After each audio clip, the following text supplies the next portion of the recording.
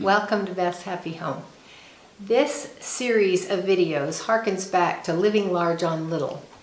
Jeff and I have been asked to counsel with people about their finances from time to time, and so we've developed a program that not only helps people get out of debt, it helps people get control of their money and go from poverty to prosperity. So that's our theme for this 4-part video series, is how to go from poverty to prosperity.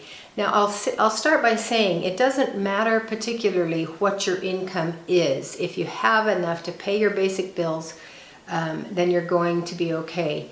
And this program will be effective. And you might be able to pay your bills with much less than what you think you need. And that will be revealed as you go through the exercises that we present.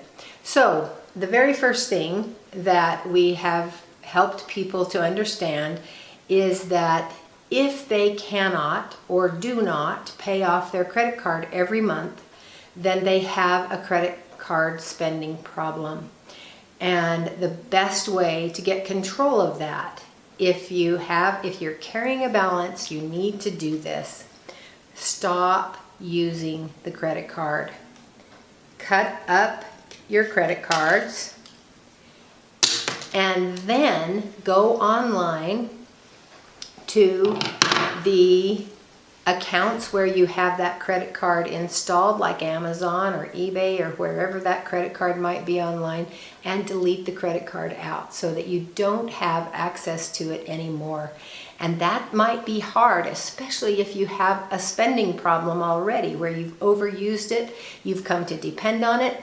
It's going to be a brave act, but go ahead and start right away. Be committed to it. And I promise you that if you follow through with these instructions and this program, that you will be very grateful that you did, because you're going to be much better off and have much more peace in your life and much less fear. So stop buying on credit altogether. Just put an end to it, give it up. And that's your first commitment in going from poverty to prosperity. The second one is how to pay it off. And Jeff's going to talk a little bit about that. So once you have stopped using the credit card and you've got your credit card expense under control, then the next thing that you need to do is to if you've accumulated some debt on your credit card or credit cards, the next thing that you need to do is to pay off those credit cards and retire that debt. So there are several ways that you can do it, and it really doesn't matter as much which way you choose as much as it does that you just do one of them or do something to retire that credit card debt. So you could, for instance, look at if you have several credit cards, you could possibly choose the one with the lowest debt and start paying that off and get that one taken care of right away.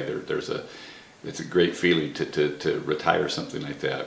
That's one option. Or you could look at the credit cards and if one of them has a higher interest rate than the other or others, then you might choose to start working on that one first and reduce that one until you can retire that and then work on the next one. But the idea basically is just pay off your credit cards.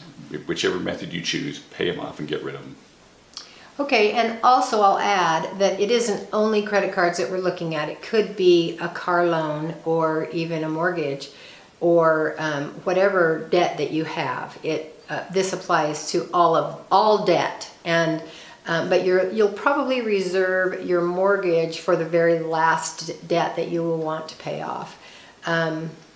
Okay, the third thing that you do in this first month is that you stop eating out and you stop buying convenience foods, because you spend a lot more money on restaurant foods, fast foods, or even convenience foods than you need to have a good diet. You're going to have two benefits from doing this. You're going to save a ton of money, and you're going to have a more nutritious diet. If you plan your menu at the beginning of the month, you shop for that menu, maybe twice monthly. And so you'll make a menu for 2 weeks that includes breakfast, lunch, dinner, and snacks, including taking your lunch, brown bagging it. You're going to buy all of those groceries at once at the very beginning of the month. And then if you'll need to shop again after 2 weeks, then you'll go back and do the next 2 weeks menu. And then you're going to make the foods from scratch. Now there are a million recipes online, and you'll be surprised with how much you enjoy the food as well as the preparation. And you will save most likely at least 50% on your food bill, and probably more. But later on we'll get a little bit more into, in one of the later months, we're going to get into how to manage those sub-budgets to get the very most out of them so that you live well without spending a lot of money. So that's next. Stop eating out and stop buying convenience foods. So you're plunging in wholehearted. So now you're well on your way, but in order to be able to control and have control over your financial situation, the next thing that you really need to do is you need to understand what your expenses are. Where is your money going? Because it's really easy to lose track of that if you're not paying attention or keeping track of it, right? You don't necessarily, the end of the month comes and you can't believe how much you spent because you haven't really been keeping track of or know where that money's going. So know what your expenses are. So the easiest way to do that is just to keep track of it as you spend it. So throughout the month, and you know, you can do this on a paper, on a pad, or you can do it on your computer, in a spreadsheet. You do it any way that you are comfortable with, but just keep track of what you're spending. So